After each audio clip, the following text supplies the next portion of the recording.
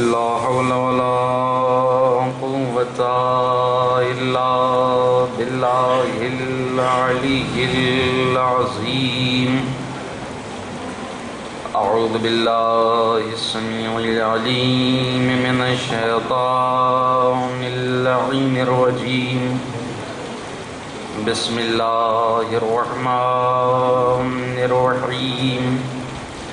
الحمد لله الذي علا في توحده ودنا في تفرده وجلا في سلطانه وعظما في أركانه وأحاط بكل شيء علما وهو في شانه وقهر جميع الخلق بقدرته وبرهانه مجيدا لم يزل محمودا لا يزال بارئ المسموكات وداعي المدعوات وجبار الأرضين والسماوات والصلاة والسلام والتحية والإكرام على النبي الأمي المكي المدني القرشي الهاشمي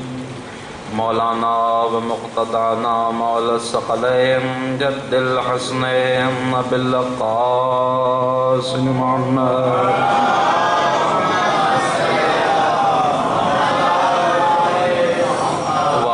الطيبين الطاهرين المعصومين المظلومين المنتجبين المنتخبين ولعنة الدائمة ولا أعدائهم ومنكر فضائلهم الشاكين فيهم والمنعرفين عنهم أجمعين إلى يوم الدين. أما بعد فقد قال الله تبارك وتعالى في كتابه الكريم بسم الله الرحمن الرحيم من جاء بالحسنة فله خير منها وهم من فزع يومئذ آمنون ومن جاء بالسيئة فكبت وجوههم في النار.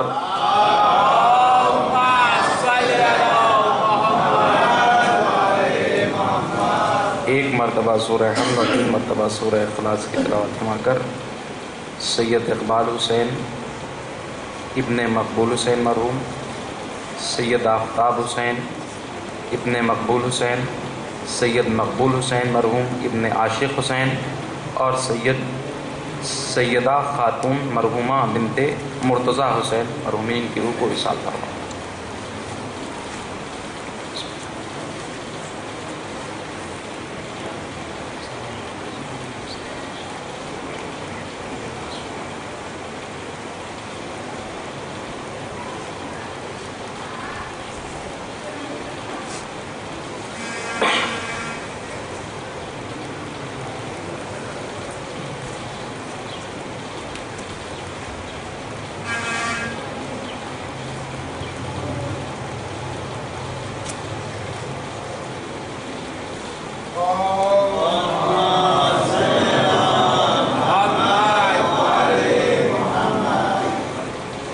جو میری بارگاہ میں ایک نیکی لے کر کے آئے گا ہم اس کو اس سے بہتر اجر عطا کریں.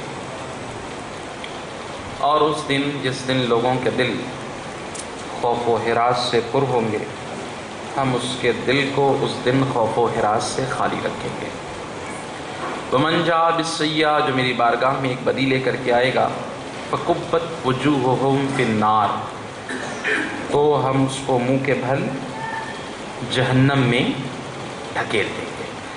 جیسا کہ میں مستقل اپنے سننے والوں کی خدمت میں یہ عرض کرتا چلا آ رہا ہوں کہ اس سے مراد معصوم نے یہ فرمایا کہ حسن سے مراد علی کی محبت ہے اور سید سے مراد علی کی عداوت ہے، کہ جو اللہ کی بارگاہ میں علی کی محبت کے ساتھ جائے گا، جو اللہ کی بارگاہ میں عشق علی کے ساتھ جائے گا، اس سے بہتر اجر اللہ اسے عطا کرے گا، اور جو علی کی عداوت کے ساتھ بارگاہ خداوندی میں پہنچے گا تو پھر اس کے لیے سفارشات کام نہیں آئیں گی، اس کو بغیر کسی تأمل و تفکر کے جہنم میں منہ کے بھر ڈھکیل دیا جائے گا۔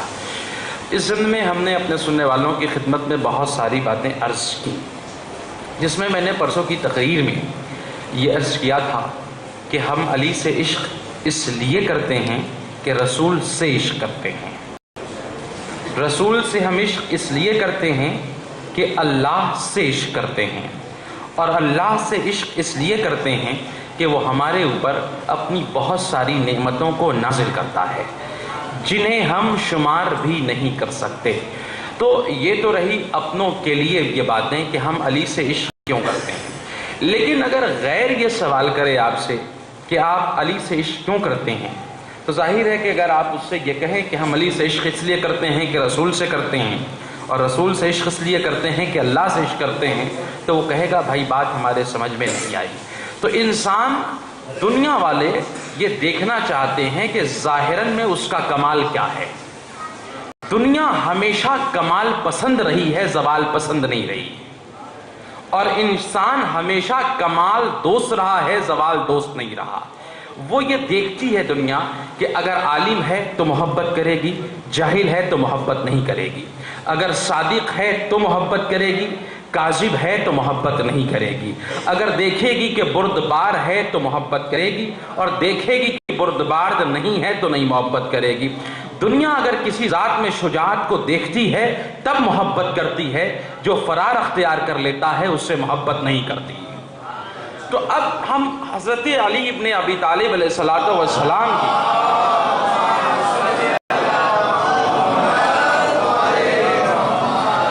اس کمال سے روبرو کرانا چاہتے ہیں جو صرف و صرف ورثہ ہے ائمہ معصومین علیہ السلام کا۔ اور کل کی میں نے تقریر میں عرض بھی کیا تھا کہ ضمناً جو بات آئی تھی کہ اللہ نے اپنے پیغمبر پر جو پہلی وحی نازل کیا اس کا آغاز لفظ اقرا سے کیا کہ تم پڑھو، اور وہ کتاب جو ٹکڑوں ٹکڑوں میں نازل ہوئی وہ کتاب مکمل کتاب علم بن کر کے آئی۔ کیوں آئی؟ اس کتاب کی کیا ضرورت تھی؟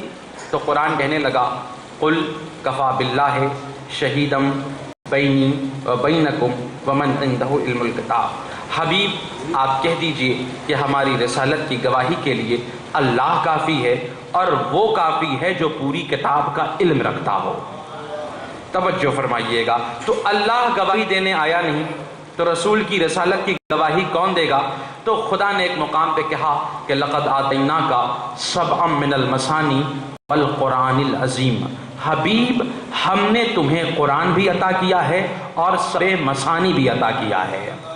تو یہ کتاب معجزہ بن کے آئی، اور کلن یہ کتاب کون سی کتاب ہے؟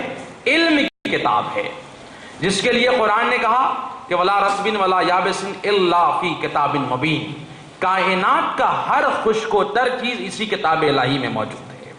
سلسلے گفتگو اللہ نے اور بڑھایا تو اللہ کہنے لگا وما من غائبۃ فی السماء والارض الا فی کتاب مبین، کہ آسمان کا غائب بھی اسی کتاب الہی میں ہے، زمین کا غائب بھی اسی کتاب الہی میں ہے۔ اس کا مطلب یہ ہے کہ اللہ نے پوری کائنات کے علم کو سمیٹ کر کے کتاب الہی میں رکھ دیا ہے۔ توجہ فرما رہے ہیں آپ؟ اب عبداللہ ابن عباس جیسا مفسر قرآن یہ کہہ رہا ہے کہ لو زا علی اقال البعیر لوجدتہ فی کتاب اللہ، اگر ہمارے اونٹ کی رسی غائب ہو جاتی تو ہم محلوں میں نہیں تلاش کرتے، ہم گھروں میں نہیں تلاش کرتے، ہم اسے کتاب الہی میں تلاش کرتے ہیں۔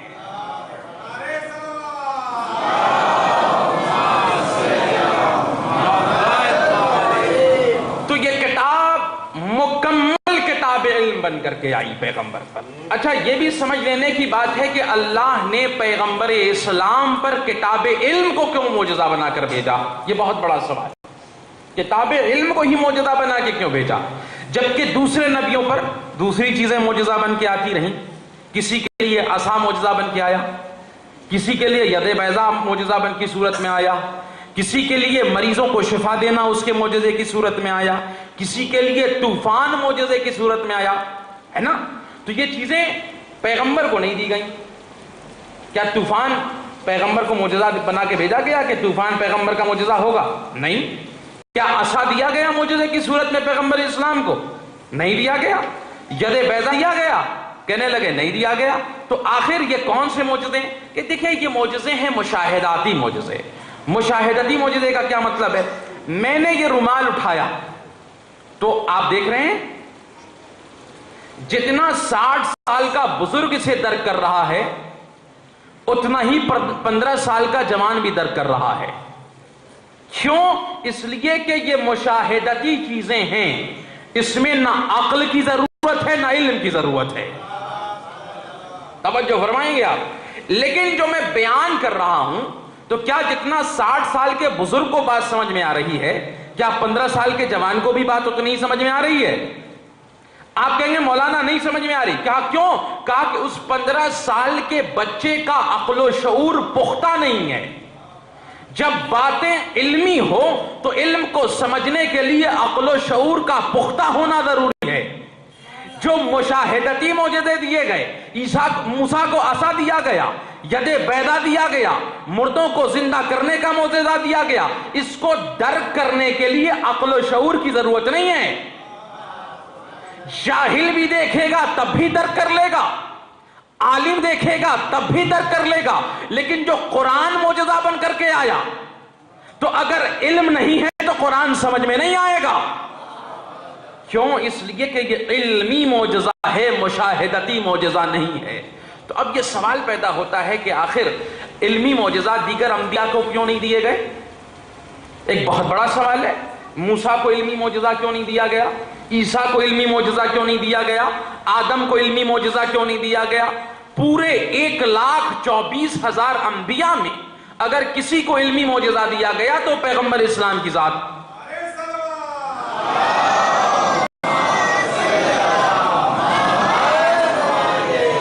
اس میں بہت زیادہ کوئی فلسفہ اور کوئی منطق نہیں ہے، بات صرف اتنی سی ہے کہ جیسے ابھی میں نے کہا کہ جو عقل 15 سال کے بچے کی ہے وہ 60 سال کے بزرگ کی نہیں ہے، یعنی کہ اس کے عقل و شعور میں بالغی ہے، پختگی ہے، ویسے ہی انسانیت کی بھی اپنی ایک تاریخ ہے۔ انسانیت کی عالم طفلی ہے، عالم شباب ہے۔ تو جب انسانیت آدم کے زمانے میں تھی تو عالم طفلی میں تھی، موسیٰ کے زمانے میں تھی تو عالم طفلی میں تھی، عیسیٰ کے زمانے میں تھی تو وہ عالم طفلی میں تھی۔ انسانیت کے پاس اتنا ہی عقل و شعور تھا کہ وہ چیزوں کو دیکھے اور درک کر لے، لیکن پیغمبر اسلام کو جو امت عطا کی گئی وہ عقل و شعور کے طور سے پختہ امت تھی۔ اب اسے ضرورت اس بات کی ہے کہ یہ مشاہدتی چیزوں سے کا کام نہیں چلے گا۔ عصا دکھا کر کے ایمان لوگ نہیں لائیں گے۔ بھائی اس سے یہ دیکھ لیجیے آپ کے ادبی دنیا میں پہلے بڑی بڑی داستانیں لکھی جاتی تھی، لٹریچر میں، ہر زبان و ادب میں لوگ بڑے شوق سے پڑھتے تھے۔ گاؤں میں الاؤ کے کنارے حلقہ بنا کر کے لوگ بڑی بڑی داستانیں سن جایا کرتے تھے، اور پھر وہ داستان کی کتاب بن کر کے رکھ دی جاتی تھی اور اگلے دن پر ملتوی کر دی جاتی تھی۔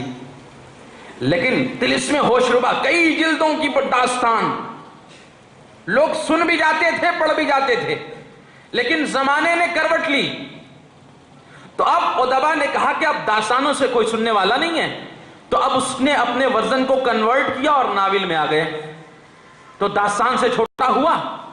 لیکن اب 21ویں صدی میں اب لوگوں کے پاس اتنا بھی وقت نہیں ہے کہ وہ ناول پڑھ سکیں، تو اب ادب نے کروٹ لیا اور پھر وہ افسانے کی صورت میں آ گئے۔ کہا کیوں؟ عقل و شعور اب خیالی باتوں پہ یقین نہیں کرنے والے، اب اسے علمی دلائل چاہیے۔ اگر موسیٰ کی طرح پیغمبر عصا لے کے آتے، اگر موسیٰ کی طرح ید بیضا لے کے آتے تو یہ موسیٰ کا زمانہ نہیں ہے، یہ عیسیٰ کا زمانہ نہیں ہے، یہ علم اور ٹیکنالوجی کا زمانہ ہے۔ لوگ قرآن جیسے معجزے پہ یقین رکھیں گے، عصا پہ کوئی ایمان نہ لائے گا، ید بیضا پہ کوئی ایمان نہ لائے گا۔ اس لیے پیغمبر اسلام کو مشاہدتی معجزے نہیں دیے گئے بلکہ علمی معجزہ دیا گیا۔ اچھا کیوں؟ اس کے اثرات کیا ہیں؟ دیکھیے مشاہدتی چیزوں کا اثر کیا ہوتا ہے؟ جب تک میں ممبر پہ ہوں دکھائی دوں گا، ممبر سے اتر آیا دکھائی دوں گا؟ نہیں دکھائی دوں گا۔ لیکن اگر کوئی علمی بات کہہ دی، آپ نے اس کو محفوظ کر لیا، تو اب میں ممبر پہ رہوں یا نیچے اتر آؤں، جب تک وہ باتیں محفوظ رہیں گی آپ کو فائدہ پہنچاتی رہیں گی۔ مشاہدتی معجزے میں اور علمی معجزے میں فرق یہی ہے کہ جب تک موسیٰ رہیں گے مشاہدتی معجزے کا فائدہ پہنچتا رہے گا، جب تک عیسیٰ رہیں گے مشاہدتی معجزے کا فائدہ پہنچتا رہے گا۔ لیکن موسیٰ چلے گئے فائدہ ختم ہو گیا، عیسیٰ چلے گئے فائدہ ختم ہو گیا، آدم چلے گئے فائدہ ختم ہو گیا۔ لیکن اب پیغمبر جا رہا ہے، لیکن علمی معجزہ چھوڑ کے جا رہا ہے، اب پیغمبر نہیں رہے گا، قرآن سے ہم فائدہ اٹھاتے رہیں گے۔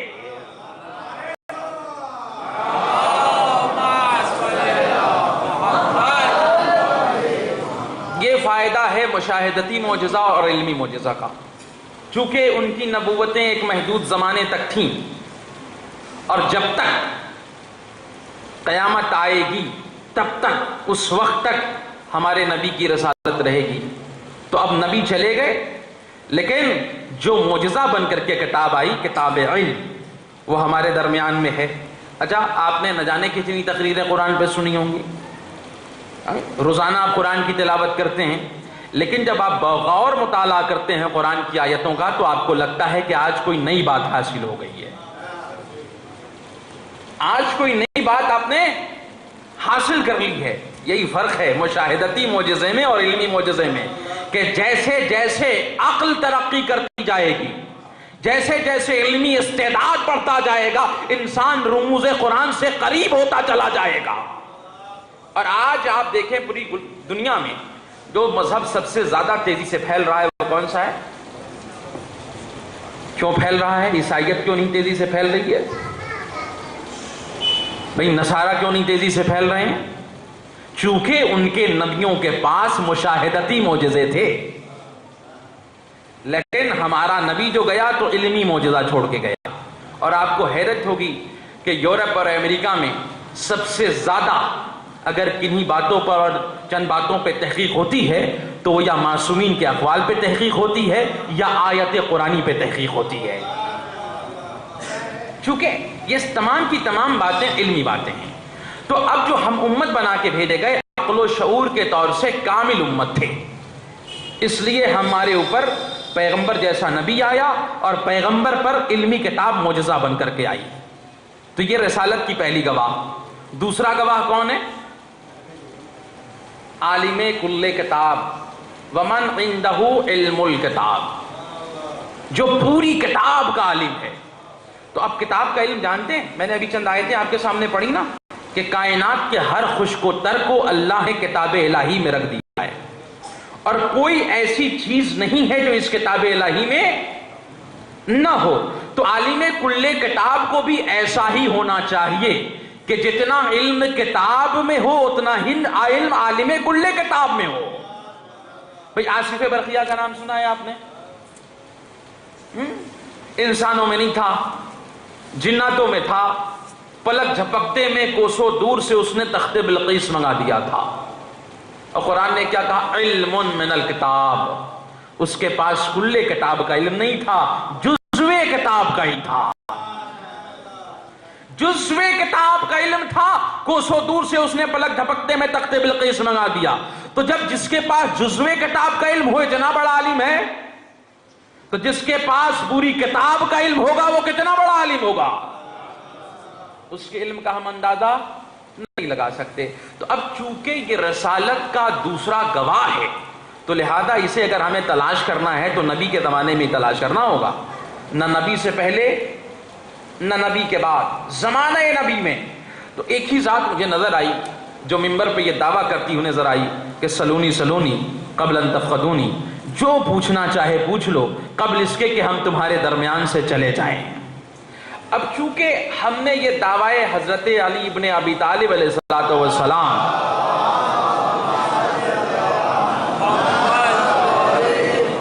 اتنی بار سن لیا ہے کہ یہ دعویٰ بڑا ہلکا لگتا ہے۔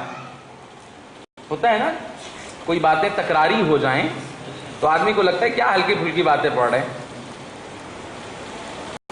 ہوتا ہے نہیں ہوتا ہے، لیکن یہ ہلکی پھلکی بات نہیں ہے۔ مثلا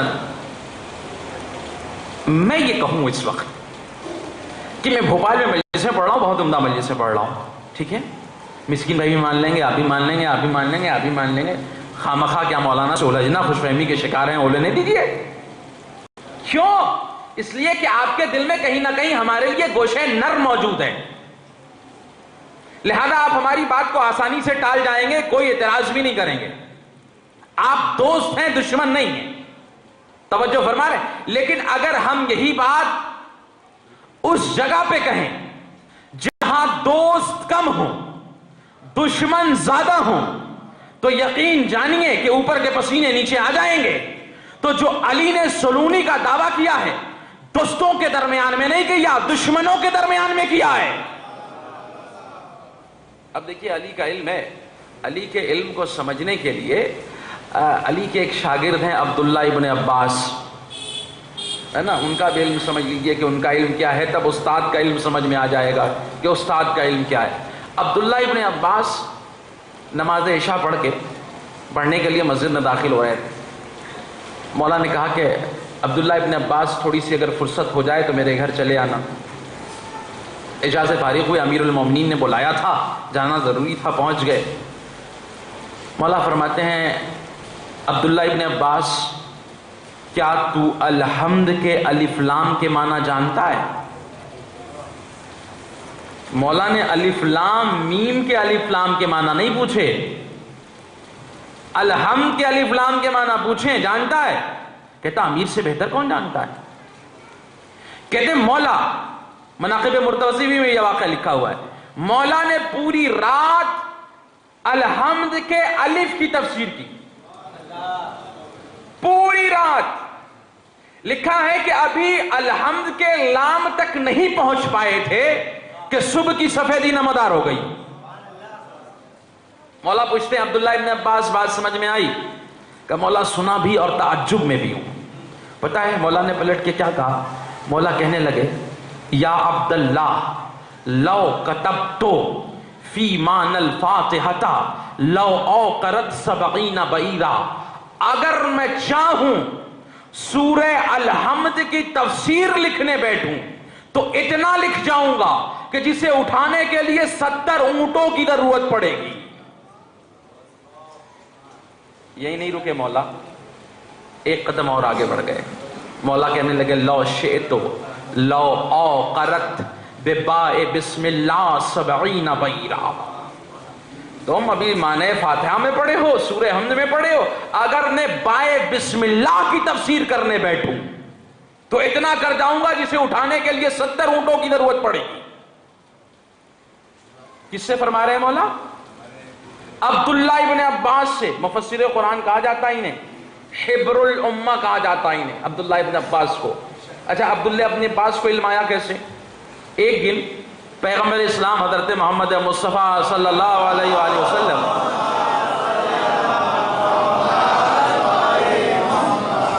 شب میں حضرت میمونہ کے مہمان تھے، اور اس گھر میں اس وقت عبداللہ ابن عباس بھی تھے۔ رسول اللہ کو وضو کی حاجت ہوئی، عبداللہ نے ایک چھوٹے سے بس ظرف میں پانی لیا اور رکھ دیا۔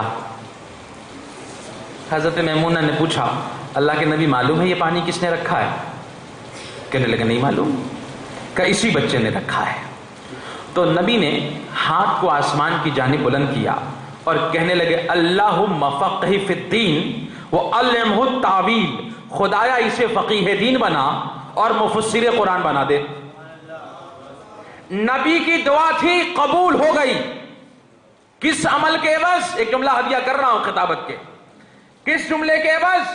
کس عمل کے عوض؟ کہا کہ انہوں نے ایک وقت نبی کے وضو کے لیے ایک چھوٹے سے ظرف میں پانی رکھ دیا. تو اللہ کے نبی نے اتنی بڑی دعا دے دی کہ وہ مفسر قرآن بھی بن گئے, فقیہ دین بھی بن گئے.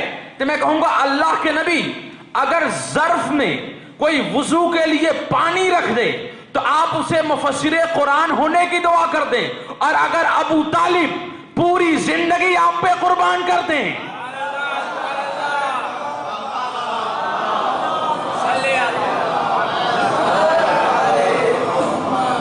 تو یہ عبداللہ ابن عباس ہے. عبداللہ ابن عباس کوئی ہلکے پھلکے آدمی نہیں ہے, کوئی ہلکے پھلکے آدمی نہیں ہے. میں نے ابتدائی تقریر میں کہا نا کہ وہ کہتے ہیں اگر اونٹ کی رسی میرے غائب ہو جاتی ہے تو میں کہاں تلاش کرتا ہوں؟ قرآن مجید میں تلاش کرتا ہوں. یہ ہے عبداللہ ابن عباس. دیکھیے اکرمہ ایک صحابی ہے, وہ بات کی بات ہے کہ کیسا صحابی ہے, لیکن اکرمہ سے یہ روایت ہے کہ میں اور حی ابن یعلا اور سعید ابن جبیر, سعید ابن جبیر معتبر صحابیوں میں ہیں اللہ کے نبی کے, ہم تینوں عبداللہ ابن عباس کی بارگاہ میں جاتے. ہم انصاب عرب کے سلسلے میں سوالات کرتے, حی ابن یعلا ایام عرب کے سلسلے میں سوال کرتے, اور سعید ابن جبیر فقہ و فقاہت کے سلسلے میں سوال کرتے. اور جب عبداللہ ابن عباس ہمارے سوالات کے جوابات دینے لگتے تو ایسا لگتا کہ ہم لوگ علم کے سمندر میں تیر رہے ہوں. کس کا علم ہے یہ؟ عبداللہ ابن عباس کا. لیکن اتنی میں گھبرا تو نہیں گئے عبداللہ ابن عباس کا علم سن کر کے. ایک اور عاشق ہے, عاشق علی, میثم تمار. نام تو بہت سنا ہے نا آپ نے میثم تمار کا. یہ بھی کوئی ہلکے پھلکے آدمی نہیں ہے. میرا عنوان کیا ہے؟ عشق علی اور ہم. میثم تمار کے علم کی میں بات کر رہا ہوں, ہلکے پھلکے آدمی نہیں ہے میثم تمار. عبداللہ ابن عباس کا علم تو آپ نے سن لیا نا کتنے بڑے عالم ہیں, کہ اصحاب ان کے علم کو اپنے علم کے مد مقابل کہتے ہیں کہ ان کا علم سمندر کے برابر ہے. وہ عبداللہ ابن عباس ایک دن میثم تمار سے مل گیا. میثم تمار کون؟ میثم تمار جو عاشق علی ہے, ایسا عاشق ہے کہ خود معشوق کو اس نے عاشق بنا لیا ہے. میں نے کہا نا کہ ایسا عاشق ہے کہ جس نے خود اپنے معشوق کو عاشق بنا لیا ہے. علی معشوق میثم بھی ہیں, عاشق میثم بھی ہے. ورنہ کہیں کوئی معشوق کسی کی دکان پہ بیٹھتا ہے؟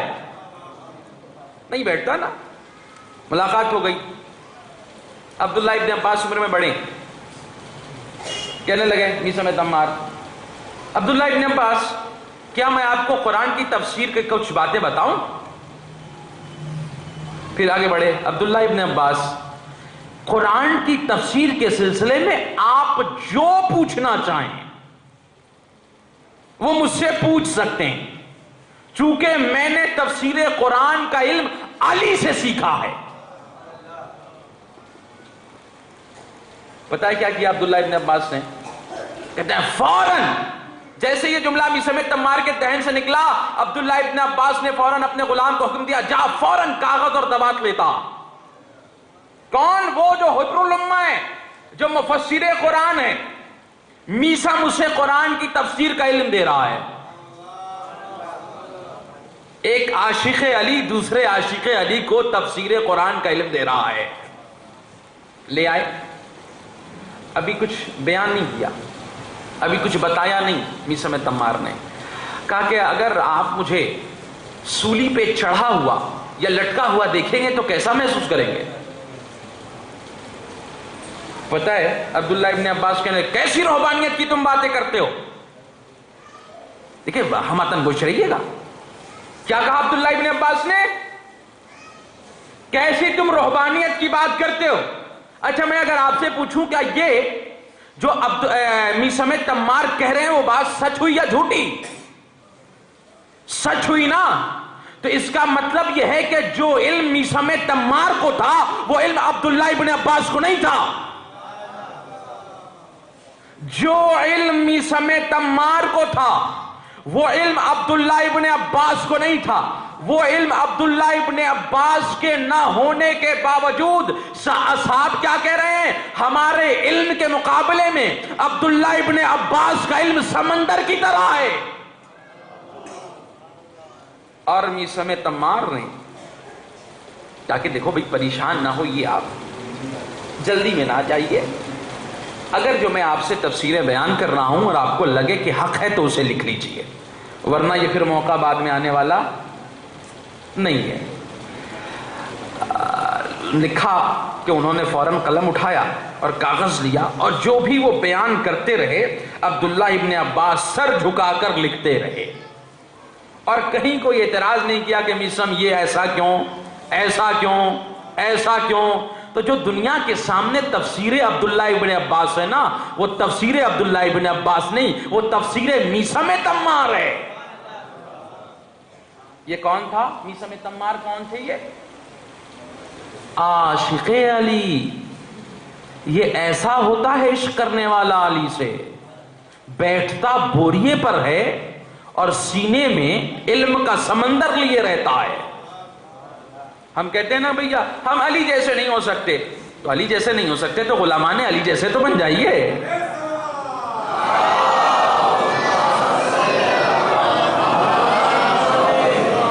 بھئی علی نہیں جیسے نہیں بن سکتے، میثم جیسے تو بن جائیے. علی جیسے نہیں بن سکتے، مقداد جیسے تو بن جائیے. علی جیسے نہیں بن سکتے، ابو ذر جیسے تو بن جائیے. علی جیسے نہیں بن سکتے، سلمان جیسے تو بن جائیے. بھئی اگر میثم جیسے نہیں بن سکتے تو میثم کے بیٹے جیسے بن جائیے. ان کا بھی رتبہ کم نہیں ہے، 5 بیٹے ہیں ان کے، اور ہر کا علم کے میدان میں ایک الگ رتبہ ہے، ایک الگ رتبہ ہے. ان کے ایک بیٹے ہیں صالح. 5ویں امام کی بارگاہ میں پہنچے اور کہنے لگے کہ مولا کچھ احادیث، کچھ روایتیں ہمیں تعلیم کر دیجئے. تو پتہ ہے کیا کہتے ہیں مولا کہ کیا تم نے اپنے بابا سے حدیثیں نہیں سنی ہیں؟ کس کے لیے کہہ رہے ہیں؟ میثم تمار کے لیے. کیا تم نے اپنے بابا سے حدیثیں نہیں سنی ہیں؟ جس نے میثم سے حدیثیں سن لی ہو اسے اور ضرورت نہیں ہے کہ کسی اور سے حدیثیں سنیں. یعنی کہ معصوم کے زمانے میں بھی علم میثم تمار کافی ہے. اب ان لوگوں کو بتا دیجئے جو یہ کہتے ہیں کہ کیا غیر معصوم کی تقلید کرنی چاہیے کہ نہیں کرنی چاہیے؟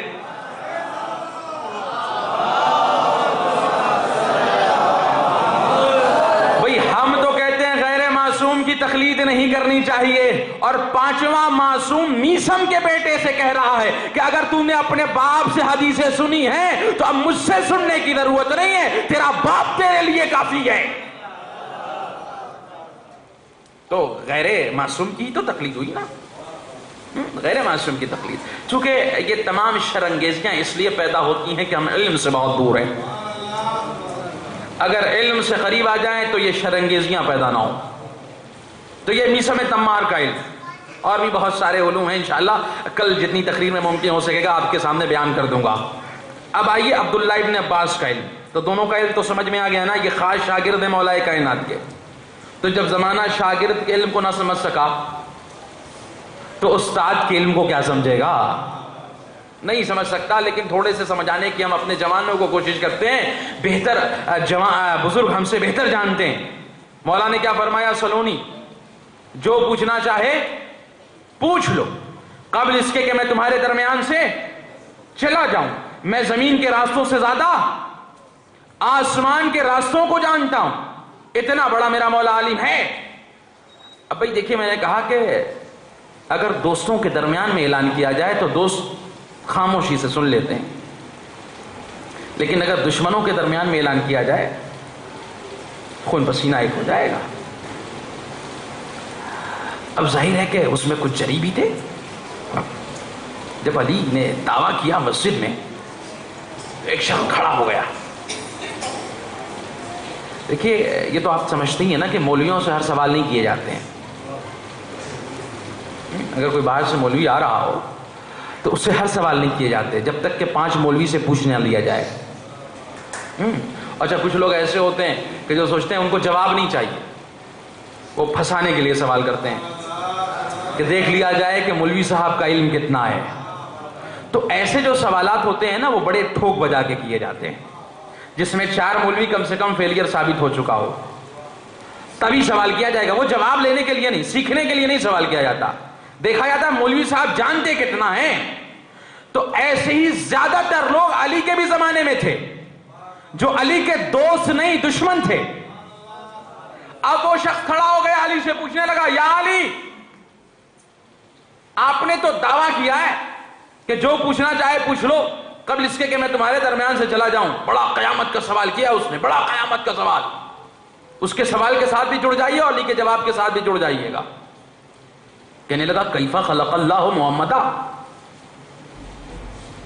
علی یہ بتائیے کہ اللہ نے محمد کو پیدا کیسے کیا ہے؟ قیامت کا سوال ہے جناب والا. ہم جیسے مقررین 10 دن نکال دیں گے تب پر بھی یہ بات ثابت نہ کر پائیں گے. اور کہنے لگے اتنے حجاب میں رکھا، اتنے حجاب میں رکھا، اتنے حجاب میں رکھا. وہ حجاب میں ہی 10 دن اِنَّ لِلَّهِ وَإِنَّا إِلَيْهِ راجعون ہو جائیں گے. لیکن کمال علم علی یہ ہے کہ اگر سوال ایک جملے میں ہو تو جواب بھی ایک جملے میں ہونا چاہیے. 1 گھنٹے کی تقریر نہیں چاہیے. اچھا میں نے کہا نا کہ مولویوں سے ایسے سوالات کیے جاتے ہیں جو ٹھوک بجا کے کیے جائیں، تو وہ بھی ایسا نہ سمجھیے گا کہ پہلی مرتبہ علی سے سوال کر رہا تھا. اس منبر پر جتنے لوگ پہلے آ چکے تھے سب سے سوال کر چکا تھا اور سب کو یہ جان چکا تھا کہ کون کتنا بڑا عالم ہے. یہ 4تھی بار علی سے سوال کر رہا تھا یا علی کیفا خلق اللہ محمدا، اللہ نے محمد کو کیسے پیدا کیا. جواب علی کے ساتھ آ جائیے مولا نے کتنا بڑا جواب دیا. سوال ایک جملے میں، جواب بھی ایک جملے میں.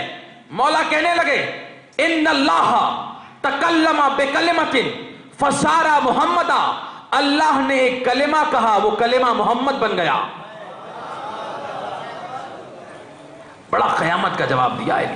کہا جتنی تیزی سے وہ کھڑا ہوا تھا اس سے زیادہ تیزی سے بیٹھ گیا کہ سوال غلط جگہ کر لیا ہے. یہ ہے علم مولا کائنات، یہ ہے مولا کائنات کا علم. مولا کائنات کے علم کو بہت ہلکا نہ کیے گا کہ وہ کوئی چھوٹے موٹے عالم ہیں، چونکہ سامنے کوئی ایسا تھا ہی نہیں جو مولا کائنات کے علم کو برداشت کر سکتا ہوتا. ورنہ مولا تو بہت علم دے جاتے ہیں، اس لیے کہ مولا کی بارگاہ میں ہر آنے والا فرد مطمئن ہو کے پلٹا ہے. ہر آنے والا فرد. کیا آپ نے کبھی دیکھا کہ کسی نے علی سے سوال کیا ہو اور وہ جواب سے مطمئن نہ ہوا ہو؟ دیکھا ہے آپ نے؟ قطعاً نہیں. کیوں؟ اس کا بھی جواب سنتے چلیے. ایک شخص آیا کہنے لگا یا علی اللہ کو کیسے پہچانے؟ تو مولا نے کیا فرمایا؟ مولا کہنے لگے کہ کیا تم نے کسی چرخہ چلانے والی بڑھیا کو دیکھا ہے؟ کہنے لگا ہاں علی دیکھا ہے. تو کیا ایک چھوٹا سا چرخہ کسی بغیر چلانے والے کے چل سکتا ہے؟ کہنے لگا علی نہیں چل سکتا. کہ جب چھوٹا سا چرخہ بغیر چلانے والے کے نہیں چل سکتا تو اتنی بڑی کائنات بغیر چلانے والے کے کیسے چلے گی؟ مطمئن ہو گیا، جواب لے کے چلا گیا. دوسرا شخص آیا یا علی اللہ کو کیسے پہچانے کہ کوئی اس کا چلانے والا ہے؟ تو مولا نے کہا کہ کیا تم نے اونٹ کی نیند کو دیکھا ہے؟ کہ یا علی دیکھا ہے.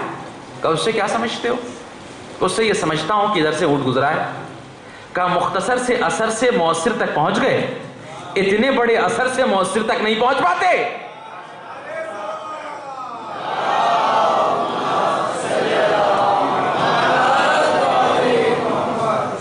نہیں پہنچ پاتے. اچھا یہ علی نے الگ الگ جوابات کیوں دیے؟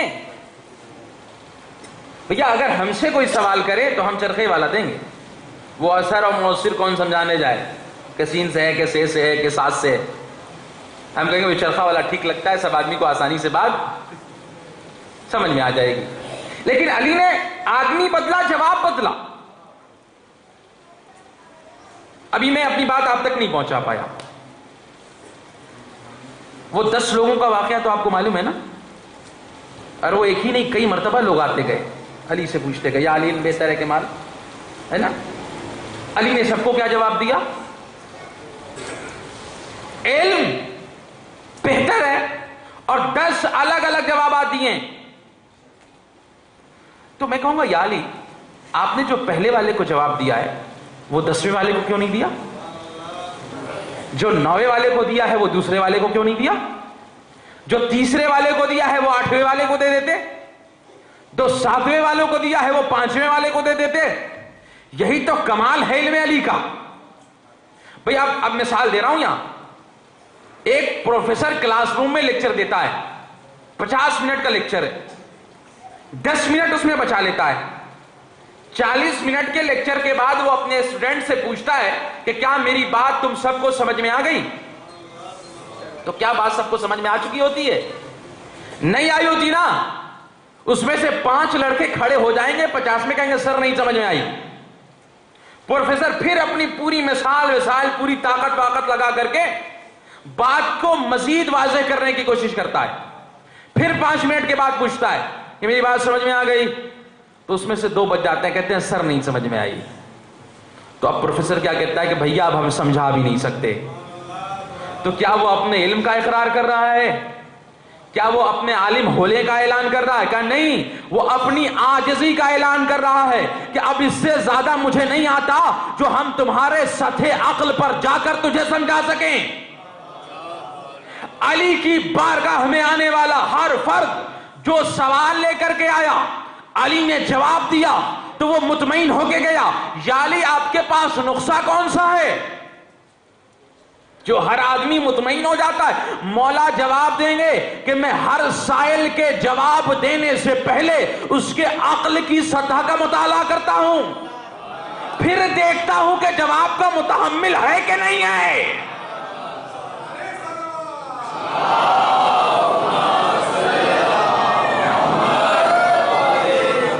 جب میں یہ دیکھ لیتا ہوں کہ اس جواب کا متحمل ہے تب میں جواب دیتا ہوں۔ تو یہ جملہ اسی مولا پہ زیب دیتا ہے کہ کلم الناس بقدر عقولہم، لوگوں سے ان کے عقلوں کے مطابق کلام کرو۔ صرف ہم حدیثیں پڑھ سکتے ہیں، یقین جانیے ہم میں وہ ہنر نہیں ہے، چاہے جتنا بڑا اردو کا خطیب ہو، فارسی کا خطیب ہو، عربی کا خطیب ہو، انگلش کا خطیب ہو، کسی بھی زبان کا خطیب ہو، وہ یہ صرف حدیثیں کوڈ کر سکتا ہے۔ یہ جملہ علی پہ ہی زیب دیتا ہے کہ کلم الناس بقدر عقولہم، ہم تو اپنی ہی عقلوں کی سطح کو نہیں جانتے، تو سننے والوں کی عقل کی سطح کو کیا جانیں گے؟ ایک صلوات۔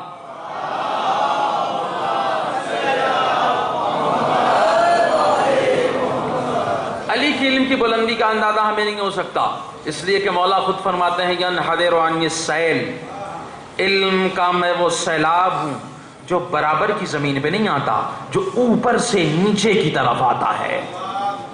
وَلَا يَرْقَى إِلَيَّ الطَّيْرُ، میں علم کا وہ بلند پہاڑ ہوں جہاں تک پرندہ پرواز بھی نہیں کر سکتا ہے۔ یہ ہے علم مولا کائنات۔ زمین کے راستوں سے زیادہ آسمان کے راستوں کو جانتا ہوں، جو پوچھنا چاہے پوچھ لو۔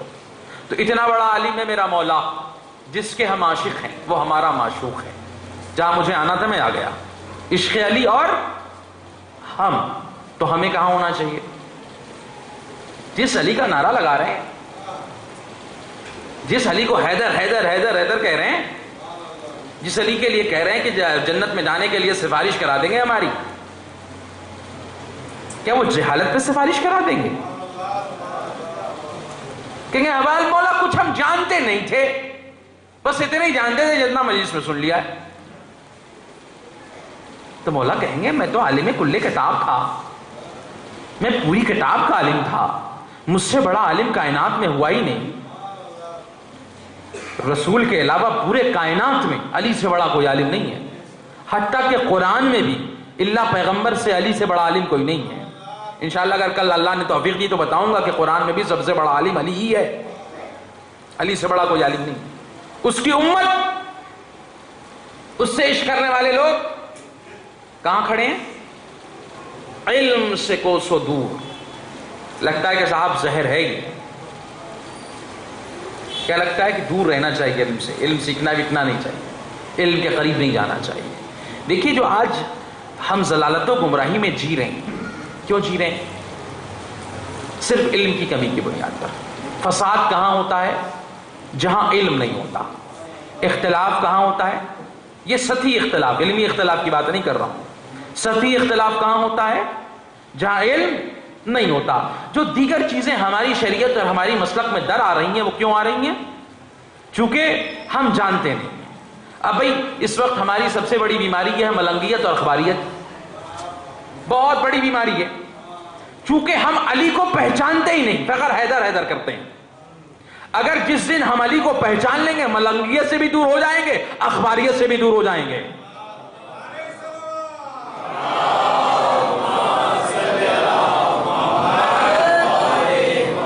اچھا، ایک الگ ٹرم لوگوں نے ایجاد کر دی ہے. اخباری اور ملنگیت کے خطیبوں کو خطیب و ذاکر نہیں کہا جاتا. کیا کہا جاتا ہے؟ وکیل حق زہرا ہیں. سبحان اللہ. ان سے زیادہ تو محافظت کوئی کرنے والا ہی نہیں ہے، ایسا لگتا ہے.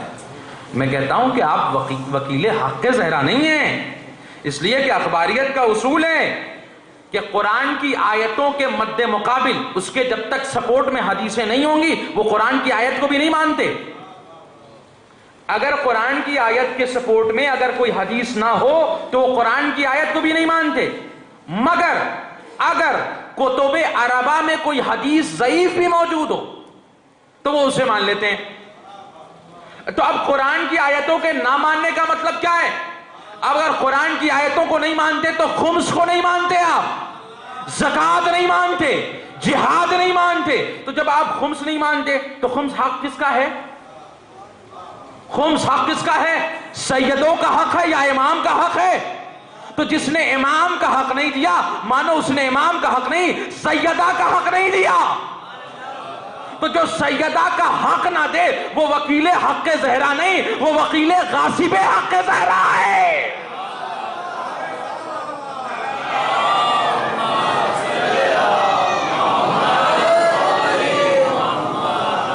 وہ کہاں وکالت کر رہا ہے حق زہرا کی؟ وہ تو غصب کر رہا ہے. وہ تو کہہ رہا ہے کہ امام کا حق نہ دو. وہ تو کہتا ہے نائب امام کو نہ مانو. بھئی جب نائب امام کو نہیں مانو گے تو خمس نہیں دو گے. جب خمس نہیں دو گے تو زہرا زادوں کے لیے تم خمس نہیں دے رہے ہو، ان کا حق نہیں دے رہے ہو. تو اگر جو زہرا زادوں کا حق نہ دے یا خود زہرا کا حق نہ دے، دونوں تو برابر ہیں نا، دونوں برابر ہیں. تو وہ وکیل حق زہرا نہیں ہے، وہ غاصب حق زہرا ہے.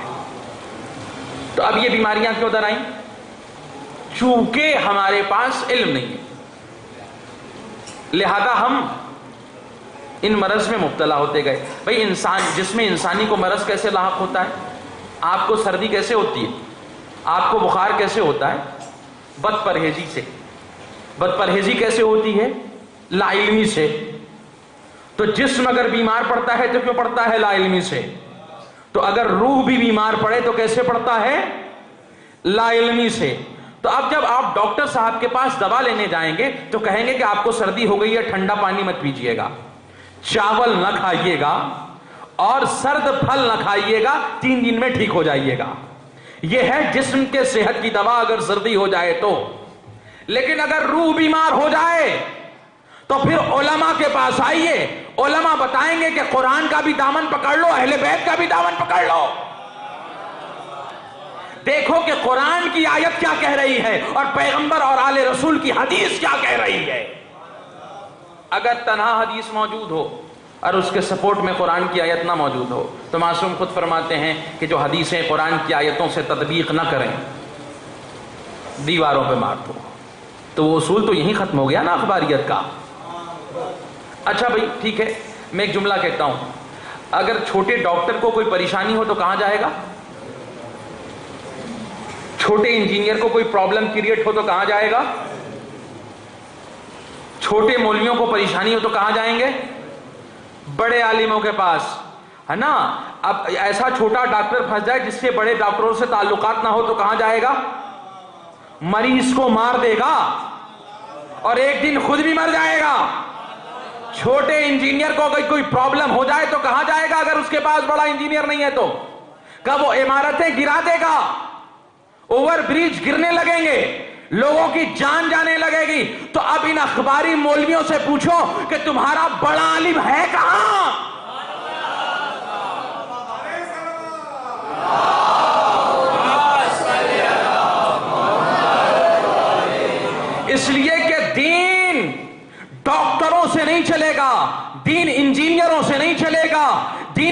عالموں سے نہیں چلے گا، دین ذاکروں سے نہیں چلے گا، دین ملنگیوں سے نہیں چلے گا، دین علماء حق سے چلے گا۔ اور اگر علماء حق سے دوری اختیار کی تو نتیجہ کیا ہوگا؟ علم سے دور ہوئے۔ جب علم سے دور ہوئے، گویا کہ وہ ڈاکٹر ہے نا روح کا، جب روح کے ڈاکٹر سے دور ہوئے تو روحانی مرض لگنے لگیں گے، کبھی ملنگیت ستائے گی، کبھی اخباریت ستائے گی، اور جب پریشان ہوں گے تو کہیں گے صاحب اب کوئی چارہ نہیں ہے ہمارے پاس، اب انہی لوگوں کی باتیں مان لیجیے۔ تو عالم ہونا چاہیے نا۔ اچھا میں نے کہا کہ اگر چھوٹے عالم کو پرابلم ہو تو بڑا عالم سالو کرے گا۔ اچھا اگر ڈاکٹر صاحب کو کوئی پریشانی ہو اور مولوی صاحب کے پاس وہ آ جائیں، کہیں کہ ڈاکٹر صاحب میرا مریض بن رہا ہے کچھ کر دیجئے، اب بھیا جب تک وہ استخارہ دیکھیں گے، تعویذ لکھیں گے، مریض مر جائے گا۔ وہ جائیے بڑے ہاسپٹل کی طرف رجوع کیجئے تاکہ مریض کی جان بچ جائے۔ اچھا اگر چھوٹے مولویوں کو ضرورت ہو تو بڑے عالم کی طرف جائیں گے نا، کہ لندن چلے جائیں گے، امریکہ چلے جائیں گے، یورپ چلے جائیں گے۔ بھیا عالم کے مسئلے کو عالم حل کرے گا، ڈاکٹر نہیں حل کرے گا۔ اگر ڈاکٹر عالم کی طرف رجوع کر لے تو مریض مر جائے گا، ویسے ہی اگر مولوی ڈاکٹر کی طرف رجوع کر لے تو روح ایمانی ختم ہو جائے گی۔ تو چونکہ یہ جہالت کا نتیجہ ہے، ٹوٹلی جہالت، اور اس مرض میں مبتلا ہیں ہمارے 18 سال سے لے کر کے 30 سال تک کے جوان، چونکہ سادہ لو ہے نا، بیچارے کچھ دلیلیں نہیں جانتے، لہذا ضروری یہ ہے کہ وہ علم سے کنارہ کش نہ ہو، قرآن اور اہل بیت کا دامن تھام لیں۔ قرآن اور اہل بیت کے دامن تھامنے کا مطلب یہ ہے کہ وہ عالم بن جائیں گے۔ اور جو بھی عاشق علی ہے وہ جاہل نہیں ہوتا، وہ جاہل نہیں ہوتا۔ میں نے میثم تمار کا ذکر کیا نا، انہی کے ایک ساتھی ہیں حبیب ابن مظاہر، ان کا بھی علم کم نہیں ہے، ان کو بھی علم المنایا والہدایہ حاصل تھی، عالم تھے وہ علم منایا و ہدایہ کے۔ وہ اپنے شہادت کی خبر دے رہے ہیں، رشید، میثم تمار، حبیب ابن مظاہر، یہ سب ایک جگہ بیٹھے ہوئے ہیں اور اپنے شہادت کی خبر دے رہے ہیں۔ میثم اور حبیب بات کر رہے تھے، رشید بعد میں آئے تو لوگ کہنے لگے کہ یہ کیسی ڈینگیں مار رہے تھے، تو رشید نے کیا کہا، حبیب تو ایک بات چھوڑی گیا کہ جو حبیب کا قتل کرے گا، جو شہید کرے گا، اس کے وظیفے میں صرف 100 روپے کا اضافہ کیا جائے گا۔ اللہ، یہ ہیں اللہ والے، یہ ہیں عاشق رسول، جو عالم۔ کربلا میں کوئی ایسی ذات نہیں تھی جو جاہل ہو، کوئی ایسی ذات نہیں، ہر علم کے کمال پر تھا، کیا غلام ہو، کیا آزاد ہو، کیا آقا کی اولاد میں ہو یا غیر اولاد میں ہو، کسی کا علم کسی سے کم نہیں تھا۔ خود حبیب ابن مظاہر کے لیے روایتیں کہتی کہ ایک شب میں ختم قرآن کیا کرتے تھے۔ اللہ، وہ حبیب جو حسین کے بچپن کا ساتھی ہے، کہتے ہیں اللہ کے رسول کا زمانہ بھی انہوں نے پایا ہے۔ کچھ بچے کھیل رہے تھے، اللہ کے نبی نے دیکھا کہ حبیب بھی کھیل رہے ہیں، اللہ کا نبی رک گیا، اپنی آغوش میں بیٹھا کر کے کبھی گلا چومتے تھے، کبھی ہونٹوں کا بوسہ دیتے تھے۔ اصحاب نے پوچھا اللہ کے نبی آپ بچے اور بھی ہیں، صرف حبیب سے کیوں اتنا پیار کا اظہار کر رہے ہیں؟ اللہ کا نبی کہنے لگا کہ ایک دن میں نے دیکھا کہ میرا حسین آگے آگے ہے، حبیب پیچھے پیچھے ہیں، جہاں جہاں حسین کے قدم پڑتی ہے وہاں سے یہ بچہ خاک اٹھاتا ہے، کبھی آنکھوں سے لگاتا ہے، کبھی بوسہ دیتا ہے۔ میں سمجھ گیا کہ یہ میرے حسین سے پیار کرتا ہے، اور اسی دن سے مجھے میرے دل میں اس بچے کے لیے محبت ہو گئی، کیونکہ یہ میرے حسین سے الفت رکھتا ہے۔ اللہ اکبر، اور یہ الفت کربلا میں کام آ گئی۔ راوی لکھتا ہے کہ حسین جب نرغ یادہ میں آئے تو حبیب کے کربلا پہنچنے کے سلسلے میں 2 روایتیں ہیں۔ ایک تو روایت یہ ہے کہ ورود کربلا سے پہلے حبیب امام حسین کے قافلے سے جا ملے تھے، اور ایک روایت یہ ہے کہ حسین کربلا پہنچ گئے تھے، اس کے بعد حبیب کربلا میں وارد ہوئے ہیں۔ دونوں روایتیں اپنی جگہ پر ہیں۔ کہتے ہیں حسین نے خط لکھا، من الرجل الغریب الی حبیب ابن مظاہر رجل فقیہ۔ امام عالی مقام حبیب ابن مظاہر کو رجل فقیہ کہہ رہے ہیں، جسے امام معصوم رجل فقیہ کہے اس کا مرتبہ کیا ہوگا۔ کہتے ہیں کہ حبیب اپنے زوجہ کے ساتھ غذا تناول فرما رہے تھے، ایک مرتبہ زوجہ کے ہاتھ کو حرکت ہوئی اور لقمہ زمین پہ گر گیا۔ زوجہ حبیب کہتی ہے ایسا لگتا ہے کہ کوئی کریم آ رہا ہے۔ اتنی ہی دیر میں دق الباب ہوا، حبیب باہر نکلے، کوئی آیا تو نہ تھا لیکن حسین کا خط قاصد لے کر کے آیا تھا۔ حبیب نے دیکھا، بہت دن بعد تحریر امام حسین کو دیکھا تھا، آنکھوں سے لگایا، لب سے بوسہ دیا اور کہنے لگے کہ آزاد عورت نے سچ کہا ہے، کریم تو نہیں آیا مگر کریم ابن کریم کا خط آیا ہے۔ لکھا ہوا ہے کہ حسین حبیب تم ہمارے حق کو بہتر جانتے ہو، تم ہماری قرابت داری جو رسول اللہ سے ہے وہ بہتر طریقے سے جانتے ہو، اگر تم بہتر سمجھو تو ہماری مدد کے لیے آ جاؤ۔ حبیب نے خط لیا، گھر میں گئے، زوجہ پوچھتی ہے کون آیا تھا؟ کہا تو نے سچ کہا تھا، کریم ابن کریم کا خط آیا ہے۔ کہا کس کا خط ہے؟ کہا حسین ابن علی کا خط ہے۔ کہا کیا لکھا ہے؟ کہا کہ مولا نے ہمیں بلایا ہے۔ حبیب نے امتحاناً اپنے زوجہ سے کہا کہ دیکھ وہ دو بادشاہوں کی جنگ ہے، وہ دو خاندان کی جنگ ہے، حبیب نہیں جائے گا۔ زوجہ کا امتحان لے رہے تھے، زوجہ تڑپ کے کہتی ہے حبیب تو نے تو ہمیں حدیث سنائی تھی حسین منی وانا من الحسین، حبیب کیا یہ حدیث ہے تو بھول گیا؟ تو نے تو کہا تھا کہ قرآن کی آیت ہے قل لا اسألکم علیہ اجرا الا المودۃ فی القربى، حبیب کیا تو قرابت داری رسول اللہ کو بھول گیا؟ حبیب میں نے پوری زندگی تجھ سے کوئی اعتراض نہیں کیا، لیکن اگر حبیب تو حسین کی مدد کو نہ گیا تو میں سمجھ لوں گی کہ تجھ سے بڑا خود غرض کوئی نہیں ہے۔ اللہ اکبر۔ حبیب کہتے ہیں اے مومنہ کتنی تو نیک ہے، میں تو تیرا امتحان لے رہا تھا، میں نے سفر کا ارادہ کر لیا ہے۔ غلام کو بلایا، گھوڑا حوالے کیا اور کہا کہ جا شہر کے باہر فلاں مقام پہ انتظار کر۔ شب کی تاریکی پھیلنے لگی، حبیب کے جانے میں تاخیر ہو گئی، غلام بے چین ہو گیا، پشتے گھوڑے پہ ہاتھ پھیرتا جاتا ہے اور کہتا جاتا ہے پریشان نہ ہو، اگر میرا آقا نہیں آیا تو غلام خود حسین کی مدد کے لیے جائے گا۔ ابھی یہ غلام کے دہن سے یہ جملہ نکل رہا تھا، حبیب نے یہ جملہ سن لیا اور کربلا کا رخ کیا، آقا تو اتنا غریب ہو گیا کہ غلام بھی تیری مدد کے لیے آمادہ ہے۔